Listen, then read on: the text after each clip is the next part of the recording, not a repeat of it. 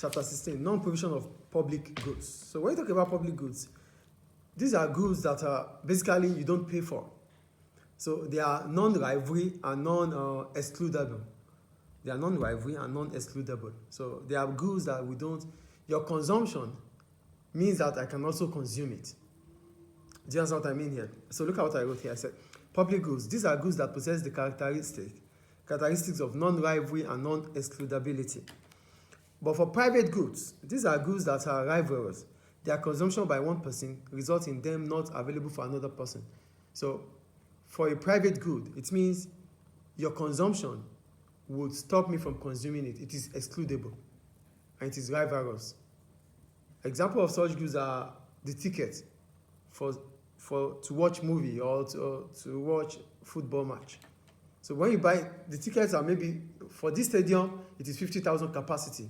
So that means the stadium can only sell 50,000 tickets. So when 50,000 tickets are sold, then no one else can buy. So that is what excludable. Do you understand what excludable is here? So that's a private good. So your consumption stops others from consuming it. But for public goods, it is what? Non-rivalry and non-excludable. So when I talk about non-rivalry, this implies that consumption of the good by one person does not reduce the amount available for consumption by another person. So non-rivalry means you consuming it does not stop the quantity I have to consume or stop the quantity that others could consume. Unlike a private good, the quantity is 50,000. As soon as 50,000 is done, no one else can. So non-rivalry can also be called non-diminishable and non-exhaustible. It's not going to finish. It continues. Yeah. Then we have non-excludability. Once provided, no person can be excluded from benefiting from it. It is non-excludable because in as much as it is made, the provision is made, no one can be excluded from it. Do you understand? Unlike a private good, which is excludable. 50,000 can buy the ticket and the rest, no way. Do you understand the difference now? For a private good, it is excludable and rivalrous. For a public good, it is non-excludable and non-rivalrous. Non-rivalrous means the consumption, your own consumption does not stop my consumption, does not stop others from consuming it. And when it comes non-excludable, it means in as much as it is being provided, everyone should have access to it. Is it clear? Yes. Then, examples of public goods we talked about: defense, judiciary, the prison service, police service, street lighting. So, street lights, you go through the street, you pass through the street, you use it, I use it, everybody use it. It's not excludable, it's not rivalrous. It's made for everyone. I think it's clear. Mm-hmm. So other goods like education, health contain a small public good element. For education is more of a merit good. Why? Because it involves government intervention. So a merit good is a good that without government intervening or government providing them or producing them, it cannot reach everyone. We cannot all consume them. So that means whatever we call a public good, like example, or whatever we call a merit good, has a little bit of public good elements. Because whatever government provides should be public. Mm-hmm. Isn't it? Yeah. So healthcare, education has an element of public good. That is what the point is saying here. Now we have the free rider problem. When you talk about a free rider, who is a free rider? A free rider is someone that will enjoy a benefit of a good or a service that others are paying for. That's a free rider. Do you understand what a free rider is here? So here I wrote, a free rider is someone who receives the benefit but allows others to pay for it. However, if the provision for public goods are left in the hand of the market mechanism, there will be market failure because of the free rider problem. What are we saying here? There's a free rider. So, for public goods, we said public goods are non-excludable, non-rivalrous, right? Right? So if these goods, for example, road network, if the provision of road is left to the hands of the free market, the price mechanism, then there will be market failure. Why? Because the free market would want everybody to pay for it. There wouldn't be a free rider. But now, because it's a public good, there's a free rider. Do you understand what I'm talking about here? Yeah. So when you leave the public good in the hands of free markets or the market mechanism, because of the free riders, the free market or the price or the market mechanism would not want to produce, because they would want everybody to pay. So there wouldn't be what? A free rider. So if there's no free rider, so those who can't afford them will not be able to use them.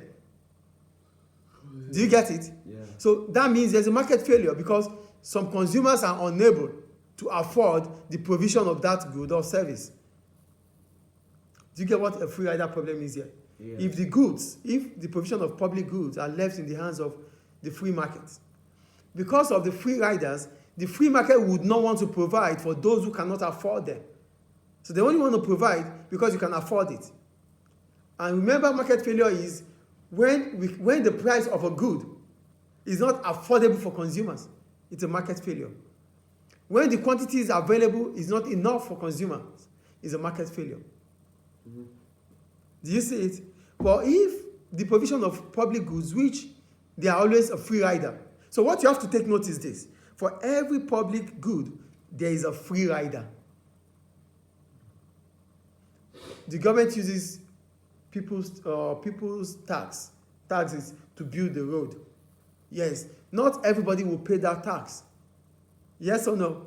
Yeah. So, and they're going to use the road, right? I do, Yeah, so those that use the road without them paying taxes are free riders. But for the free market, they will not allow you to use the road without you paying. So because there's going to be a free rider problem, because free riders will encounter problem in the market mechanism, then it becomes a market failure. Is it clear? Is it clear, please? Yeah. Then the last thing we need to talk about is, it's not private, it's not public. We call it quasi-public or non-public or pure public goods. We call it quasi-goods. So what are quasi-goods? They are not perfectly excludable or rivalrous, and they are not perfectly non-excludable and non-rivalrous. They are in between. Do you understand? So look at what I wrote about quasi.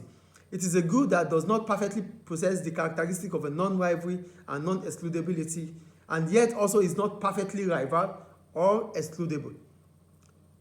It's in between them. Example of such goods are your TV subscription. You subscribe for the TV, right? But you subscribing does not make me not to subscribe. We can both subscribe. Yeah. That's a quasi-public good. It's for everyone, in as much as you can subscribe.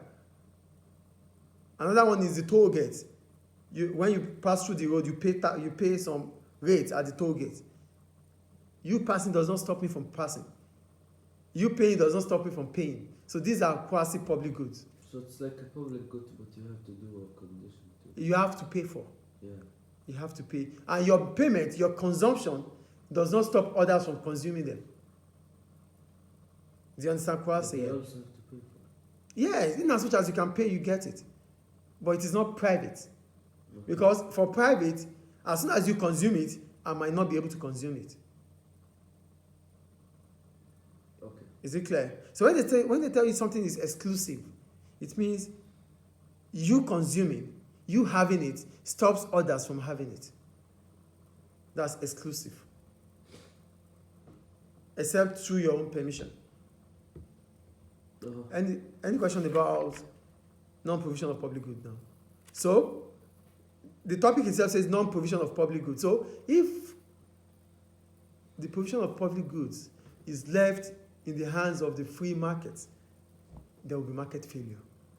Because of who?